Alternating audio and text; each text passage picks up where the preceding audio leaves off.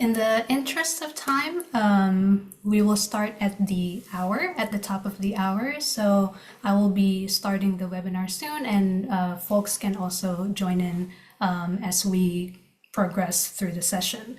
And just a reminder that the recording will also be made available once the GBD in Focus series concludes, and you'll be able to access the recordings on the GBD Collaborator portal. And also, as a reminder, this session, the GBD in Focus series are divided based on the world, time zones. So we actually have, for today, for example, we have 2 sessions for the GBD causes of death in Focus session.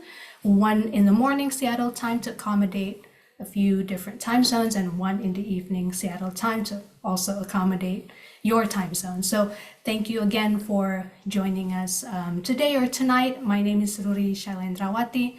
I'm a Senior Engagement Officer at IHME, and I'll be your facilitator today. Again, I would like to extend a very warm welcome to each of you. Thank you so much for joining us today for this session, GBD 2023, a closer look at causes of death.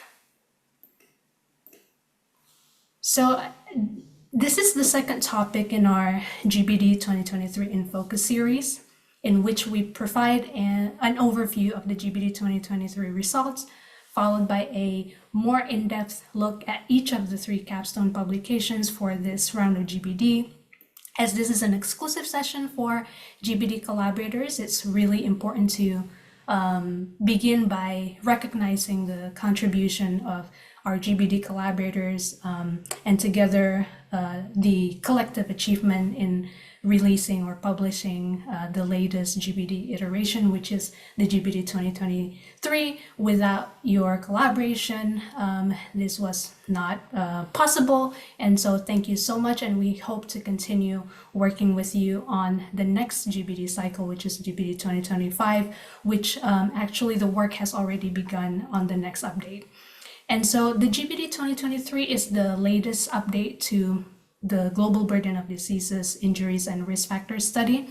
And as you know, it is a systematic and scientific approach to understanding health loss due to injuries, illnesses, and risk factors for all ages, sexes, for all locations in the world from 1990 to currently 2023, the latest update. And so at its very core, it can help to serve policymakers to understand where and how their country's health systems are working and where there might be challenges. So if you haven't signed up for all these upcoming sessions, please go ahead and do so. You can access the registration links on the collaborator portal. And today we have the honor of having Dr. Mohsen Naghavi as our presenter. And please allow me to tell you a little bit about Dr. Naghavi, and then following which I will share a little more about today's proceedings, and then hand the floor over to our special guest for tonight.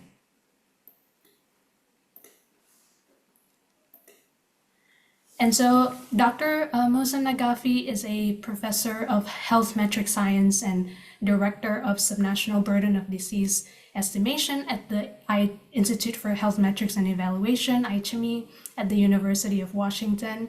And in his role, he leads the Institute's work on subnational analysis of disease burden, working closely with our international collaborators and country governments, including Brazil, Russia, Iran, Ethiopia, the Philippines, and other subnational countries that we estimate for.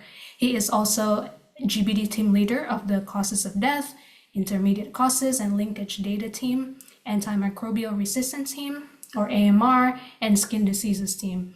Additionally, Dr. Naghavi is a member of the Global Burden of Disease Scientific Council, which helps guide the research of the GBD collaboration. And prior to his work at IHME, Dr. Naghavi was a research fellow at the Harvard Initiative for Global Health.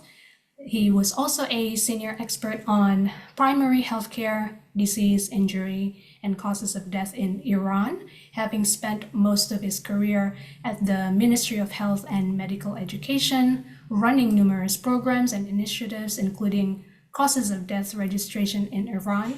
And at the ministry, Dr. Naghavi headed the Applied Research Center for Health.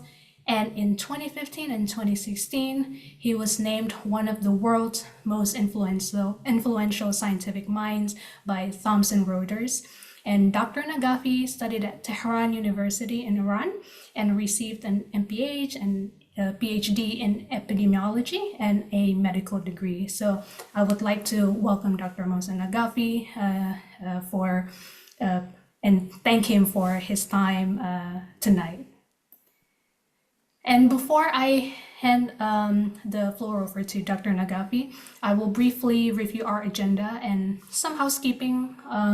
In today's session, we will spend about 30 minutes looking at the findings, following which we will have about 20 minutes for Q&A, where each of you will have the opportunity to ask any questions you may have, specifically also about the causes of death estimates of the GBD. And out of necessity, the microphones are muted. And so if you would like to ask a question today, please do so using the Q&A function. We'll be monitoring the Q&A, the Q&A box, and then you'll find that at the bottom of your Zoom screen. And we'll be responding to some of them directly and then raising others for Dr. Naghavi to answer. And so a little bit about IHME's research before I hand over the floor to Dr. Naghavi. So our research encompasses a wide range of global health topics with several key projects that drive our work. And so let me briefly walk through some of the major projects we are involved in.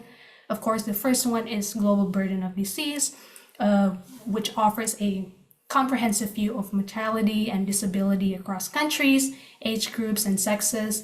It quantifies health loss from a broad range of diseases, injuries, and risk factors, which helps in improving health systems and reducing disparities globally. And then we also have Financing Global Health, where we analyze patterns in global health financing from 1990 to 2050, focusing on development assistance for health. And this includes detailed insights into the sources, channels, and recipients of the development assistance for health and how these financial flows have changed over time.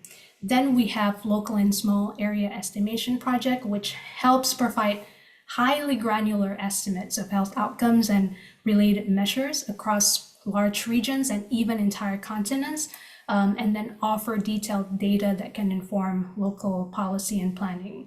Next, we have Future Health Scenarios, which forecast the global burden of disease by examining more than 370 diseases and injuries, along with key risk factors and indicators, offering reference scenario and alternative scenarios, and can help policymakers, researchers, and donors in assessing the potential impact of various health policies and interventions.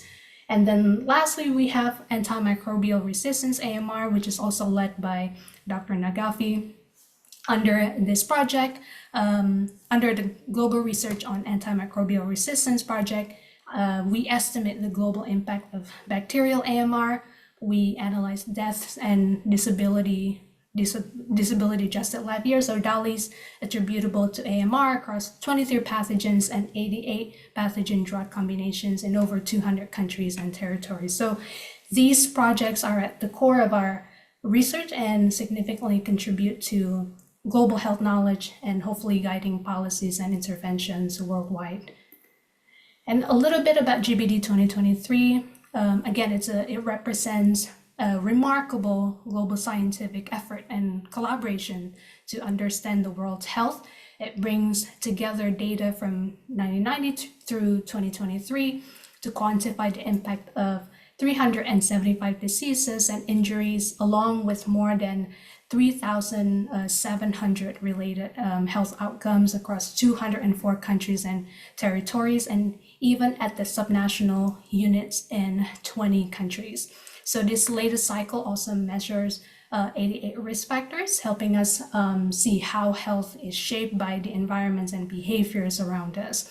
And together, these results tell a powerful story of global progress and ongoing challenges, all captured in three capstone papers published in the Lancet on October 12th. And so, without further ado, I will pass over the floor to Dr. Mohsen Naghavi. Dr. Naghavi, please. Thank you so much, Rudy. Thank you for all of the word that you said. And if you let me, I will try to share my presentation. Then I think that you can see that my presentation. Yes, I think, but it's Yeah. still in the, okay, Okay. it's good now. Okay. Thank you. And I am happy that I can talk with you, no matter that you are from which country. And I will be very happy to answer your question in the end. I think that first, let me start from the some slide, because in the new paper that we published in October 12, we used some concept, some idea that I prefer to explain for you. Maybe our writing were very complicated and you do not get detailed, then I try to explain a little what was the result that we presented in our paper and what is the other result in the GBD compare that we can look to that. Okay, as you see, look to the blue line. From 1990 until 2019, people with around 1%, 2% number of deaths increasing year by year, they die. And this is the number of the deaths. And number of the deaths every year is increasing compared with the last year because the people get older and then die. Then that is usual. And but when we say about age standardized death rate, that in fact we make one age structure for all the people between the country, we will see that no risk of deaths every year or age standardized deaths every year decreased around between 1% until 2% until 2019. And after 2019, with the pandemic of the COVID, we had a big increase in the mortality and until 21, 22, and for the 2022, 2023, it's decreased a lot. Then, okay, that is the trend of the mortality in the global situation. But this increasing that you are seeing here, this increasing made a very big challenge for the whole world. And I am sorry that I have to say that 18 million people die due to this pandemic from 2020 until 2023, 10 million men and 7 million women. And it was mostly due to this problem that our governments were not ready for the fighting with the pandemic, especially in the country that we had a lots of mortality. And in some country, due to the capability of the population and capability of the government, we had a very small number or a small number, but in some country it was very big, and totally it is around 18 million. That is unfortunate situation that happened. And we hope that this was a very good learning for the governments in the different countries in the world that, okay, you should be ready for another pandemic because it will happen. I hope that not soon, but it will happen. Anyway, let's go to the other part of our discussion. As usual, you can see that arrow diagram shows that in 1990, many causes decreased, especially we talked about uh, COVID. Let's talk about diarrhea, that we defeated diarrhea and we shoot this disease to the level 13. And then it is a very big improvement in the world, and also tuberculosis and in many, many countries. And measles, that is a very good example about the people that now are talking about vaccination. You can see measles, we pushed measles from ranking of 15 to the ranking of the 18, that it is very important, and it is really a very good answer to the people that put the big question mark on the vaccination. And then in the 2021, we had we had COVID. COVID went to the first causes of this in the world, and with the control that anyway all of us, all of the country, and all of the people did, this disease in 2023 went to the ranking of the 20. Now, if you look to the VLL years that we lost due to the different disease, you can see that, okay, we pushed a lot, many disease that you can see here, and in the end, we pushed back COVID to the ranking of the 21. Okay, this was the overall story that I wanted to say. That let's go to the other detail. For the first time, we in the GBD we compare percent change separately for the male and female, and we showed that some disease for the female and male increased, and for some of them, female was much higher. That biggest one is HIV.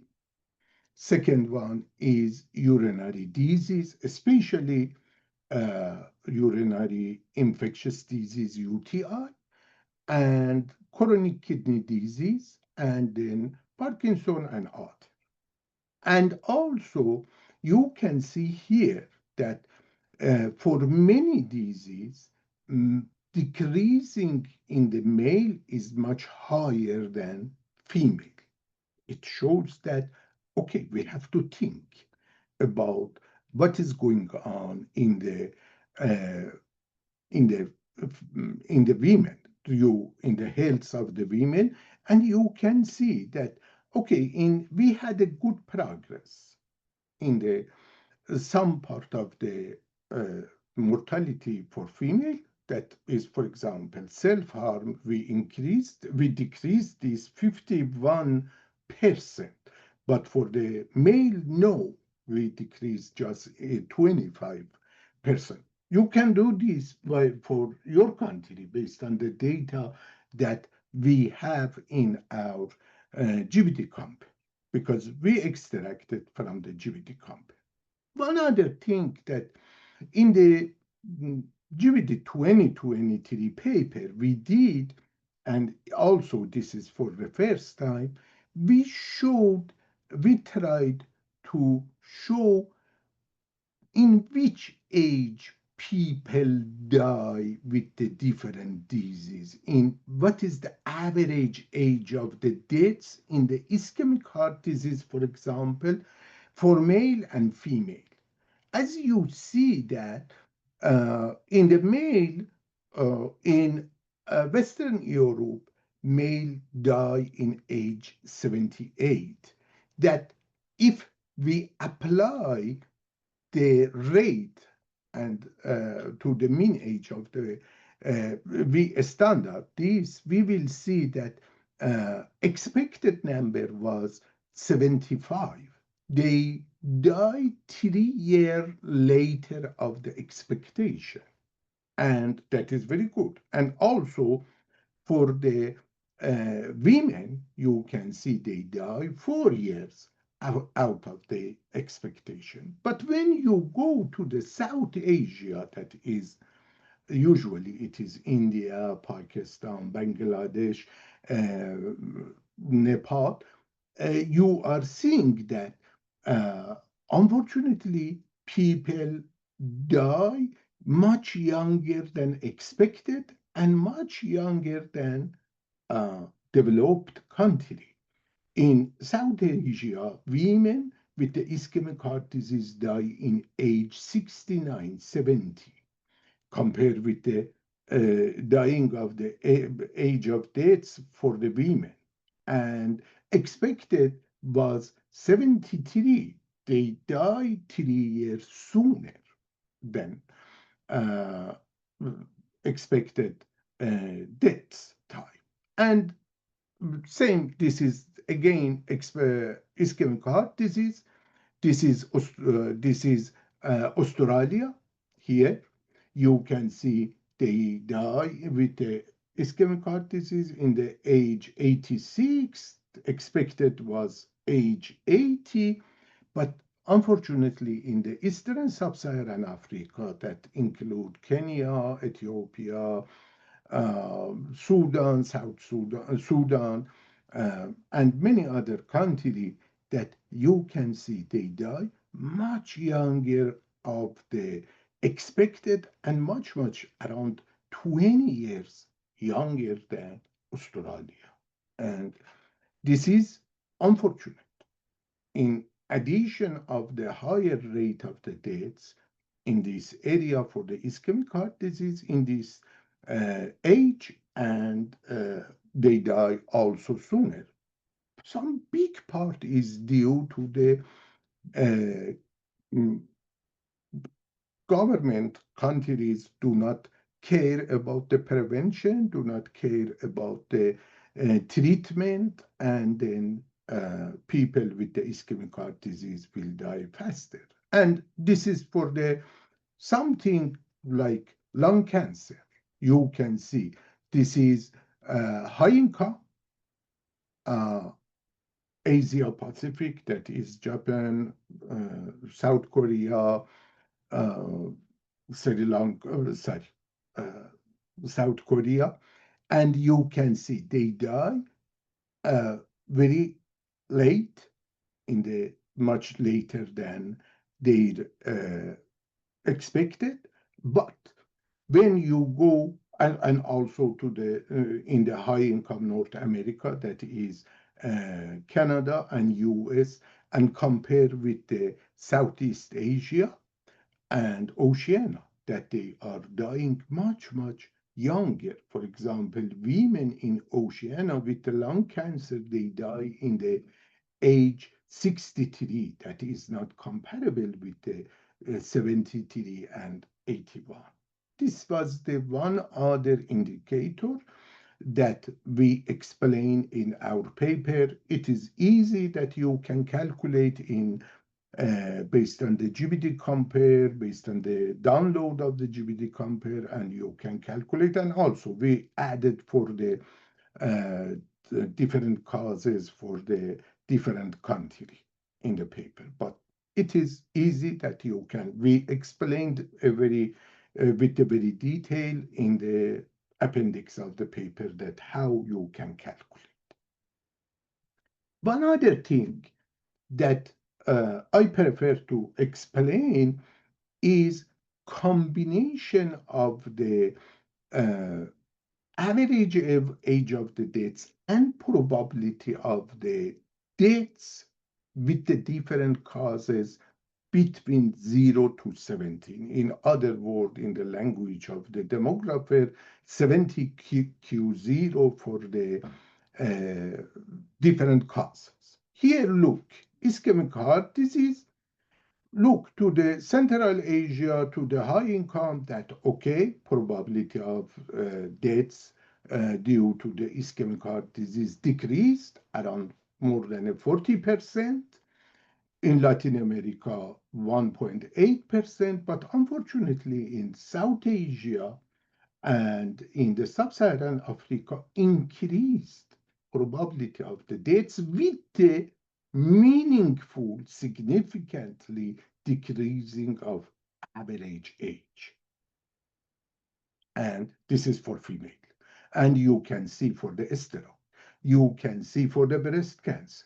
You can see for this is HIV/AIDS that has a specific situation for diabetes and lung cancer and cervical cancer and other.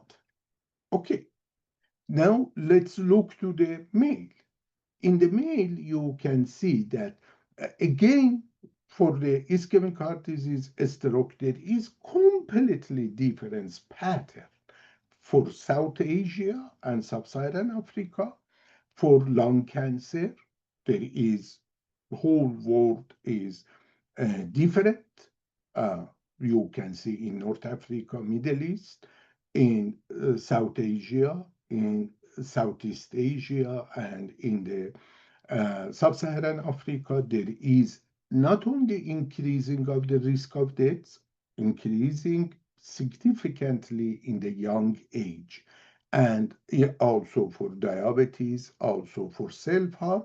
You can see self-harm increased in men risk of commit suicide and deaths by the age 70 in the for Latin America, 20% increase, for North Africa, Middle East, 6% increase, and for South Asia, 3% increase. And also, they commit suicide in the younger ages.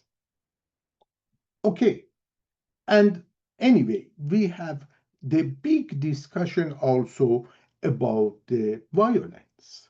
In the our paper, we estimated number of the deaths due to violence, and you can see, unfortunately, we are living in the world that from 1990 until 2023, every year 800,000 men and women commit suicide and die. And this pattern is stable. And also 400,000 men and women die by the homicide.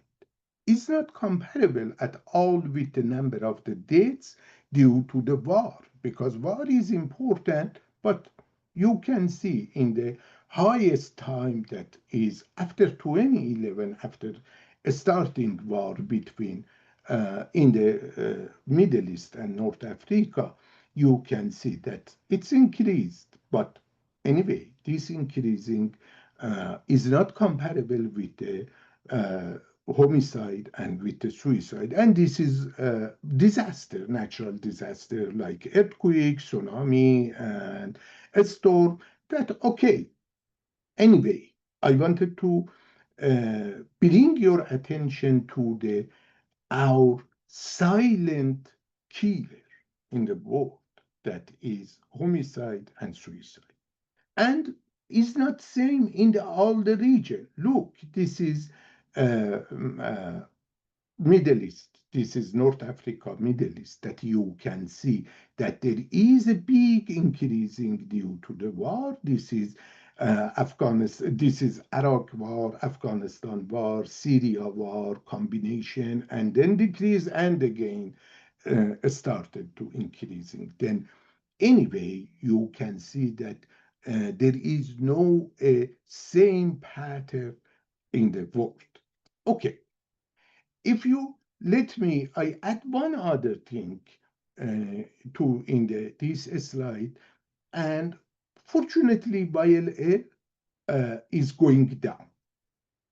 It means that people totally die later and lower. From 2 million vial, 2 billion vial, we decreased to the 1 billion vial, and also VLD increased because, okay, for the prevention of the, in many disease, people getting older go to the disability for the prevention of the deaths, premature deaths. Sometimes we should do something that make some disability long term or short term.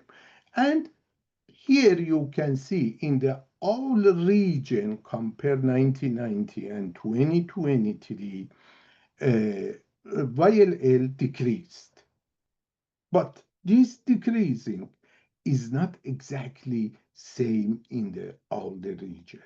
We had decreasing in the VLL, but in Africa, in South Asia, it is in North Africa, Middle East, is much lower than high income and Western Europe and other Central Europe and other region. Then now, if you agree with me, I will go to the GBD compare, and then let's go to the here. Okay. And then let me share again, because I have to share again.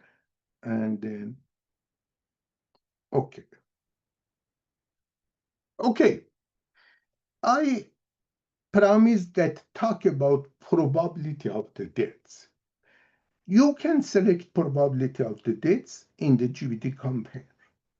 And here it shows that we have different probability of the deaths with the deep for the different age group.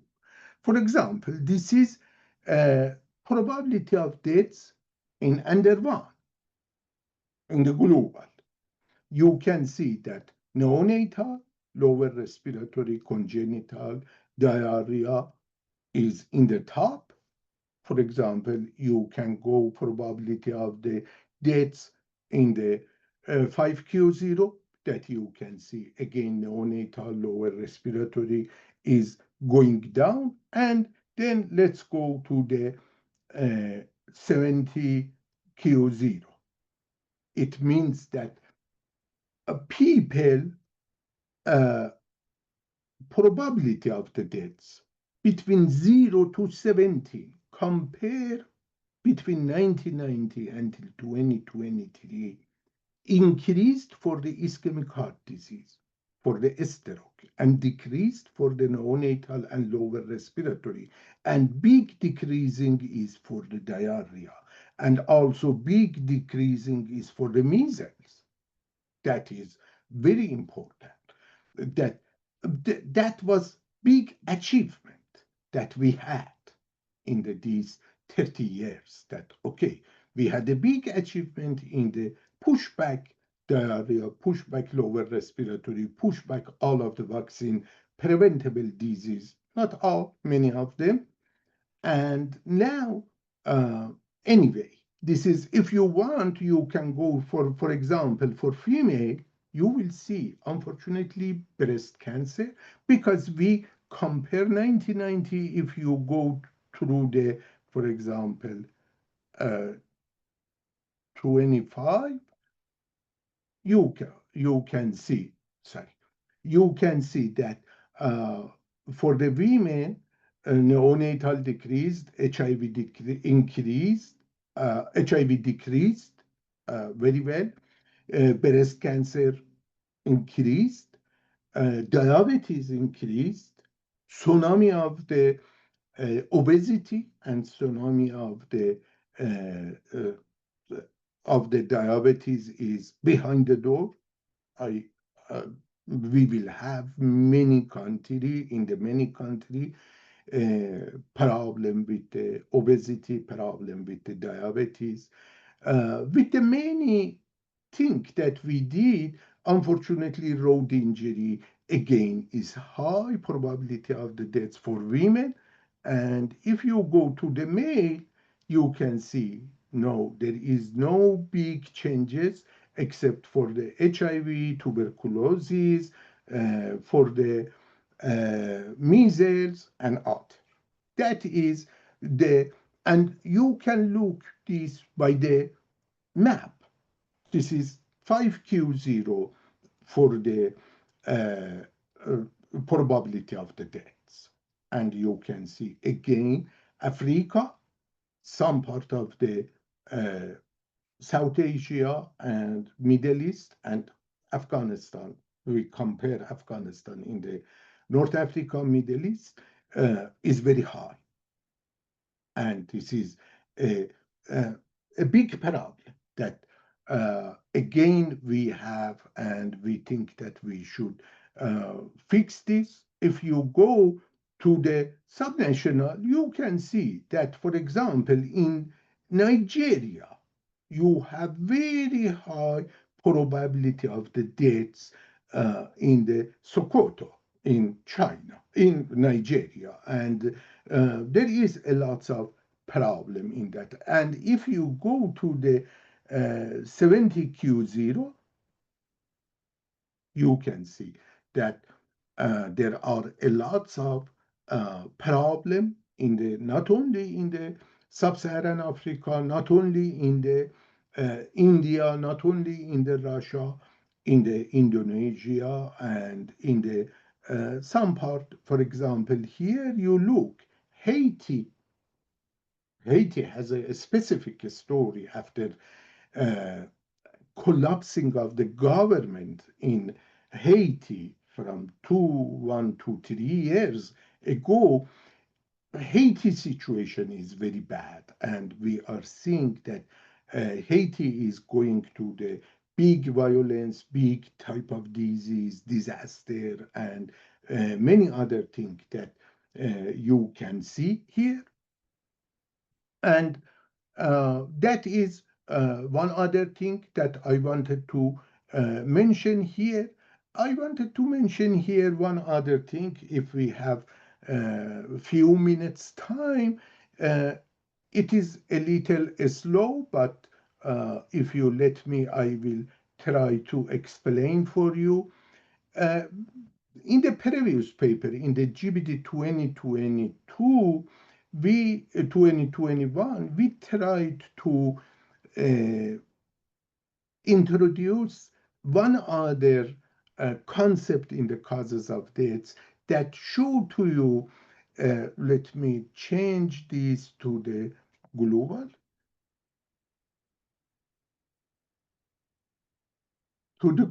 that okay, what is most effective causes on the life expectancy? Which control of the which causes increased life expectancy, and and increasing of the which causes had a very bad effect in the life expectancy.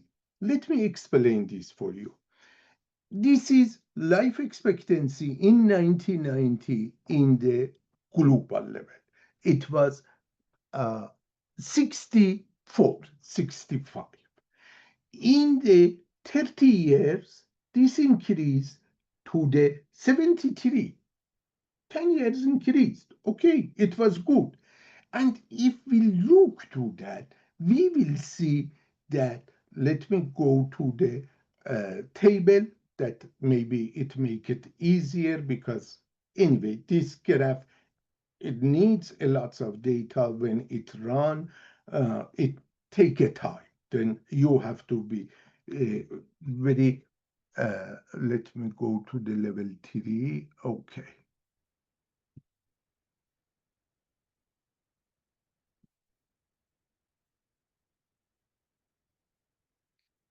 Sorry that uh, there is a problem in that, and then we have to waste 30-second our time for the loading of all of these graph and table. This is just a part of the.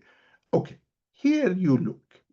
Here is life expectancy in 1990, and here life expectancy in the 2023 increased 9.2 years. Perfect.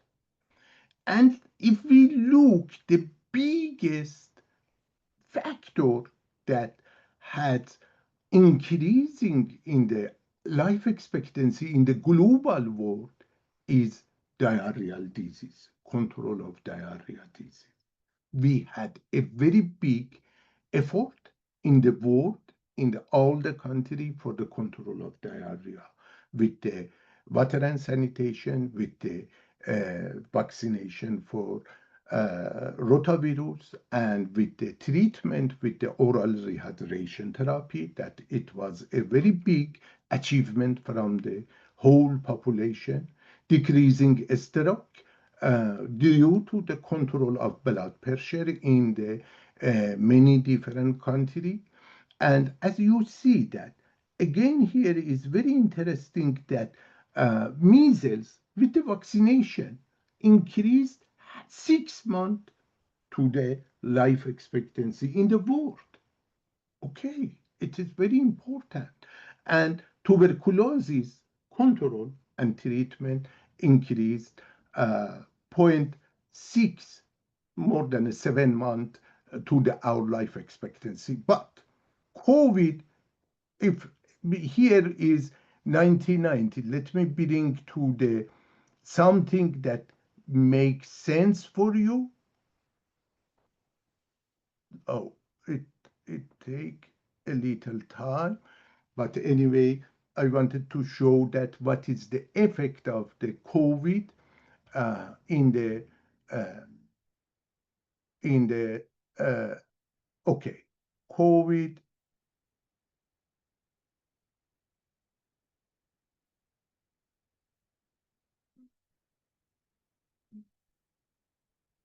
Okay, COVID between 2020 and 2023 control of the COVID.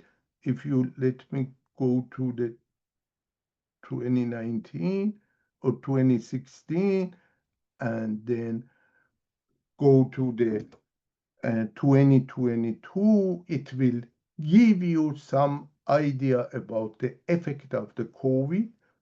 And then, oh,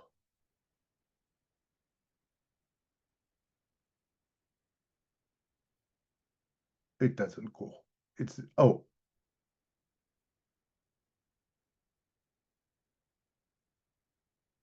okay. In the 20, compared with 2016 with the 2020, you should see effect of the COVID in the life expectancy that you should, okay, this is 1 second, table will come and you can see effect of the COVID on the life expectancy in the whole world, and you can see in the all of your country. For example, you can see COVID has decreased life expectancy 1.2 year compared between 2020 and 2015. You can bring much easier this with your hand to and see for your country that how many COVID decreased life expectancy in your country. And I think that I have to stop here. And if you want answer the question, I hope that I could cover some part of the all the things that we find in the GBD. Anyway, GBD is a teamwork, and anyway, this is the some part of the from our team that we explained here. Thank you, Rudy. It is your time. Thank you so much, Dr. Naghavi, for such an excellent presentation and for walking us through GBD Compare. And we invite collaborators to peruse the GBD Compare to see the estimates for their countries or for their provinces where we estimate subnationally, or for the regions, global. Play around with the GBD Compare, and you can also download the results and access the results through the GBD results tool.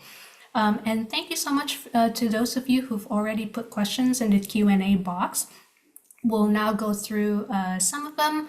The first one is, I think it's really important about collaboration, Mohsen. How can researchers and clinicians like the GBD collaborators best contribute local data or validation studies to strengthen future GBD updates? Great. Thank you for this question. Very good question. First, you should push your country to share the data. Many countries, for the many reasons, that some of them is not reasonable at all, do not share the data. Make a ban on their data. I don't want to bring the name, but anyway, from many countries, we know that there is a very good data that we can use in the GBD and show to the people, to the policymaker, to the health planning people. Okay, what is the situation in your country? We do not want to rob your data. We do not want to publish your data in under our name. As you see, we put name of the many people in our, and most important, GBD Compare and all of the our tool and our result is public good. It means that free of charge, we put all of the result in your hand, in the hand of the country. First, push country that in the correct way, in the legal way, send for us the data. Share their data with the WHO, share their data with the IHME, share their data with the publication, with the internet. Same as many countries that we have. For example, let me make an example for some country that is good, same as Brazil, same as Colombia, same as Mexico, same as many countries in Latin America that they share very well their data. Second, if you have data and it is legal that you send for the data for us, we are very happy to get your data. You can send to my email, to Rory email, to anybody, email or GBT secretariat. You can send. But we don't want you put you, I know in some country there is a problem. I don't want to put you in the danger. If it is legal, it is possible, no problem, send for us your data. And then if you want, I think that also if you published any paper that data regarding of this paper is related, is usable in the GBD, okay, send for us, because automatically you publish this data, then you can send for us, and then we can apply in the GBD. There is many ways. Any way that you follow, it is very good. Okay. Thank you so much, Mohsen. A follow-up question on data availability and data completeness. There are countries, in countries with weak FIDO registration systems, what sort of data sources or probably modeling innovations that were used to fill, those data gaps, especially for causes like violence or suicide or maternal deaths. Okay, if you have VR first, any country that has VR, we check for the completeness. And we looked at what is your completeness. And based on our estimation, we increase your completeness because we use cost fraction and we multiply cost fraction on the all-cause mortality. Then it is not good completeness, low completeness, but anyway, we will correct that in the best way. And also, if you have low quality data, vital registration, low quality data, we are using redistribution of garbage code, especially in the suicide and drug use overdoses and other things that it is your point. We will try, and we tried and we published many times in the different journal that how we correct, for example, low completeness and misassignment of the suicide, HIV/AIDS, homicide to the other causes. Then we are trying to correct your data. If you don't have any VR, okay, this is a very hard situation. We are using verbal autopsy, we are using police data, we are using many different other sources from your country that we can gather. And also in the modeling process, we use covariate for the estimation of the suicide, homicide, violence, drug use overdoses in your country. And also we borrow a strength from the neighborhood country. Then we are not saying that we are the best. We are trying to do our best for the, for example, look here. Let me bring dates for the suicide.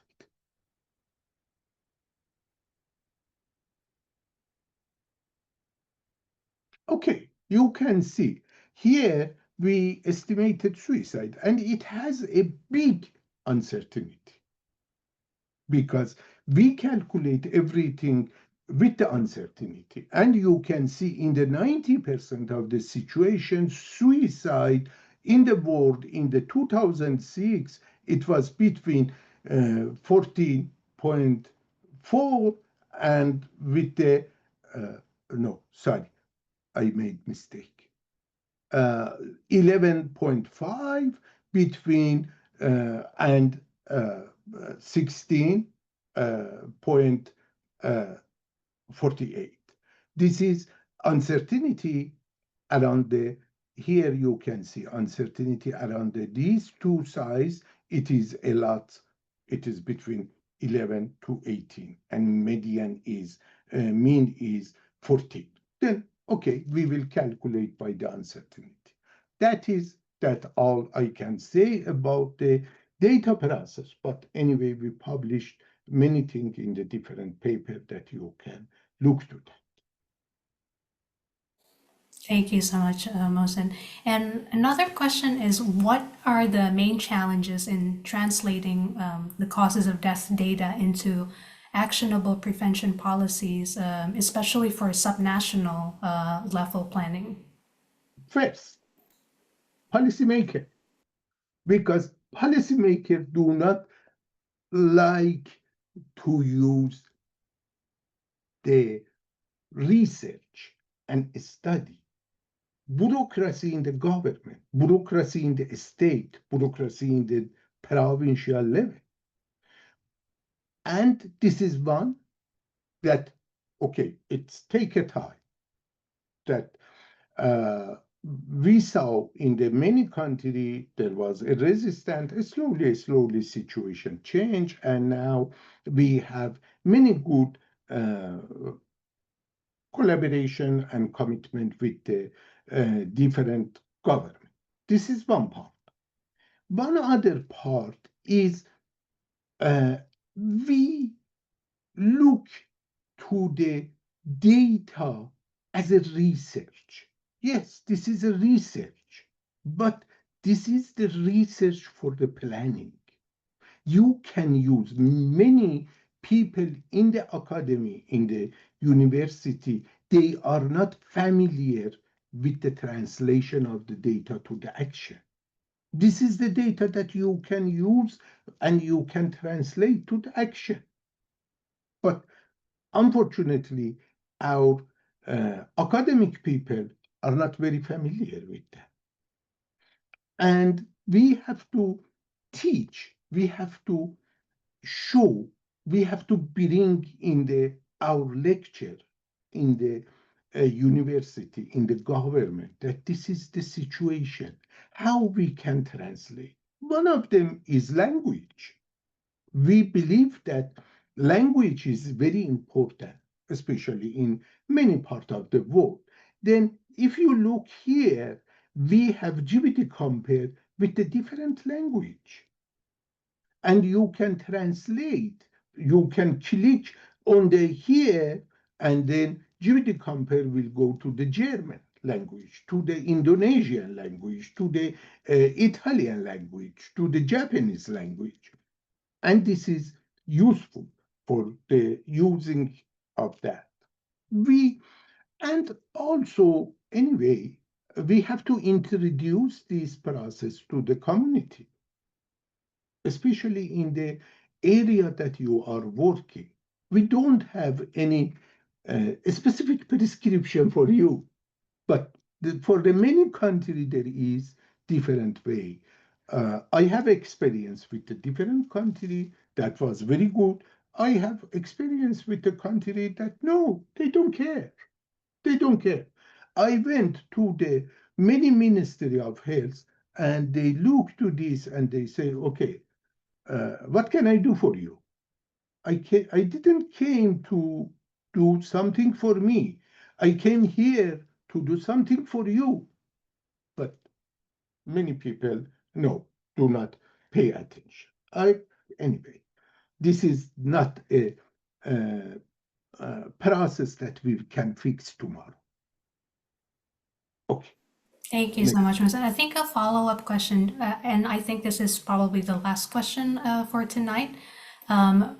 In your experience, what are some of the effective ways to communicate sensitive or culturally sensitive or complex results, such as those on suicide, self-harm, violence, in a way that encourages public understanding and constructive policy dialogue? As long as the policymaker think that suicide, homicide, drug use, overdoses, police conflict is some secret problem, we cannot fix anything. We have to teach them suicide, homicide, police conflict, war is a health problem. There is many solution in the health, in the public health, for the decreasing of suicide, for the decreasing of homicide, for the decreasing of the violence in the country, for the decreasing of the drug use overdoses in the country. But as long as they think that it is secret, and as long as people they think that suicide is a big sin, is a stigma, and we have anyway depression, mental disorder, that is very important, not is the main cause, but it's very important source of and risk of the suicide and almost homicide. Is a disease, same as diabetes. and we have to take care of these patients that do not commit suicide. This is our job as a public health person. That is very important that we can get agreement, we can expand these. Anyway, it is not easy. Thank you. Thank you so much, Mohsen. And I think we are at time, so I would like to welcome all of you to show your emojis to Dr. Mohsen Naghavi, who has presented such an excellent set of insights into the GBD 2023 cause of death results. And so we also would like to thank everybody who has joined us tonight, the webinar tonight, and for joining us and for your active participation and for posing really great questions, insightful questions. And not only that, I think again, the GBD would not be possible without the collaborator network, the work that we do together. It goes a long way towards clarifying the nature of global health challenges and the challenges that we face as a global community, and our discussions can hopefully assist with identifying possible solutions to those challenges. So we really, on the behalf of IHME, would like to thank everyone for your valuable collaboration and for everything that you do. And so with that, we would like to conclude the event tonight. And once all of the series, the GBD 2020 in Focus series has concluded, we will share the recordings on the collaborator portal. Make sure that if you would like to learn more about the insights in the GBD from the GBD 2023, please make sure that you register for the upcoming sessions. And if we didn't get to your question today, we are very sorry about that. And so if you would like, please send it to us at gbdsec@uw.edu, and we will make sure to answer your question one-on-one.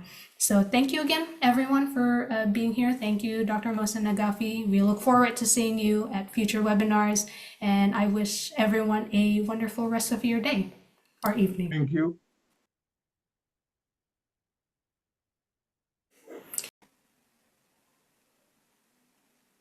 Okay, I think we just started it.